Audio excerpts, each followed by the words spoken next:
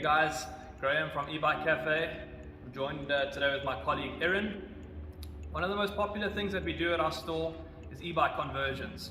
So what that is if you've got a bike that you love, you don't want to spend that extra money on getting a fully integrated e-bike, we can take that bike and convert it into a wonderful e-bike.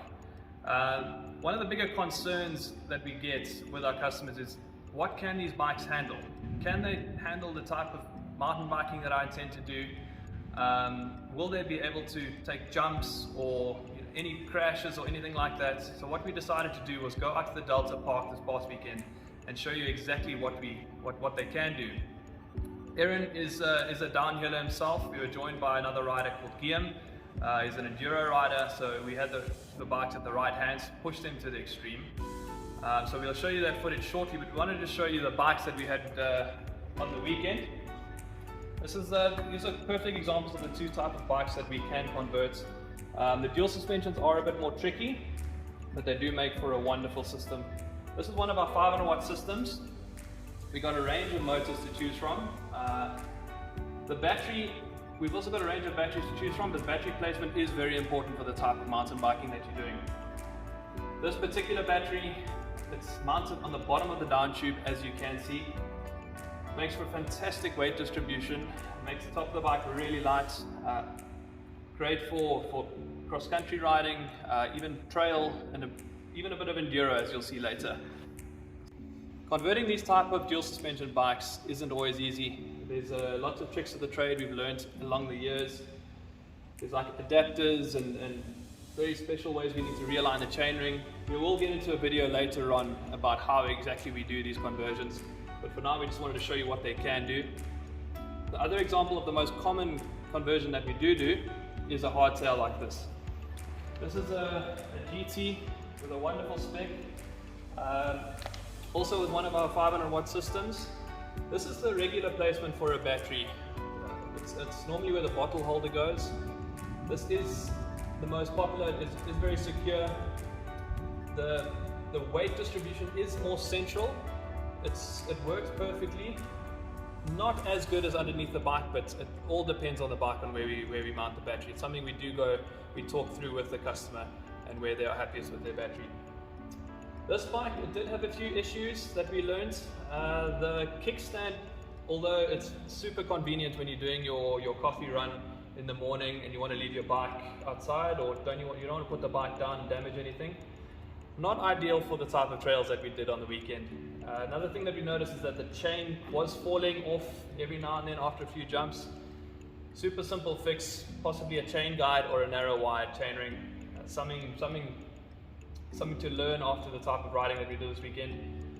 But super simple fix, they work great.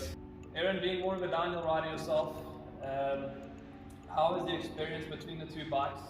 The hardtail is a bit more difficult to manipulate around those downhills, but what is your experience with the motor and the battery? So with this hardtail and the battery placement, like you did say earlier, the weight distribution is a bit top heavy, but if not having rear suspension, you can still dig it into those corners. Taking jumps on this thing was no issue at all. Was very surprised with the battery to come out, so that's another big plus for this thing. And like the only issue with this was that the chain wheel, but also an easy fix. The Trek, with it having the battery on the down tube, the low center of gravity, very nimble bike, very playful on the trails, and would jump this thing anywhere. And especially because I was quite surprised at what these guys were doing on the weekend. They do things that I would never dream of doing. So one of the things that Erin mentioned is that they do a downhill run. The first 2 or 3 times they can ride back up to the top of the downhill, but after that they do start pushing their bikes because they are heavy. They have loads of suspension, but with an e-bike motor they can ride up there 25, sometimes 30 k's an hour, riding it back up to the top. Super fun, and then do the downhill all over again. So yeah, without any further ado, let's go see what happened this weekend.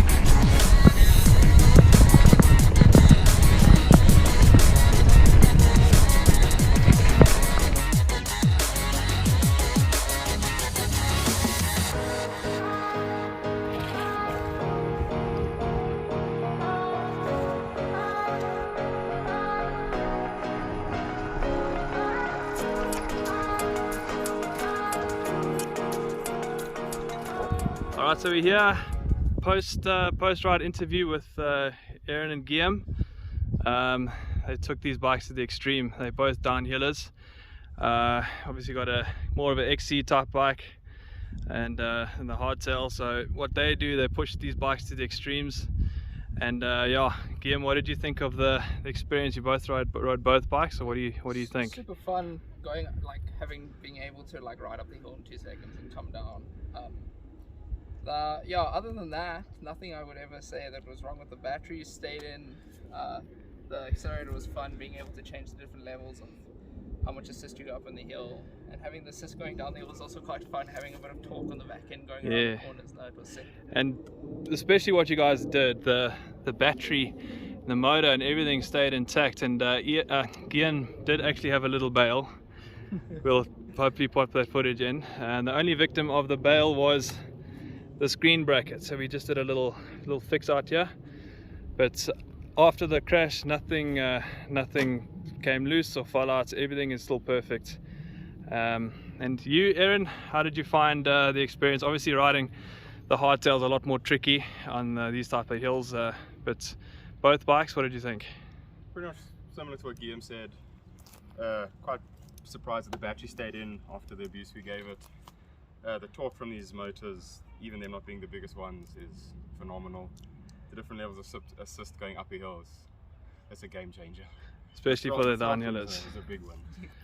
Alright, awesome guys, thanks. And one more thing, I suppose with the battery and the motor at the bottom of that bike, it feels like the top of the bike is really light and easy to manipulate, Guillaume? Yeah, a lot. You're able to like tip over the top end a lot easier than you would if the battery was on the top. Having it at the bottom also has a lot more, not downforce, but I would say a lot more pull towards the ground, a lot lower sense of gravity, so you can hit the corners a lot harder as well.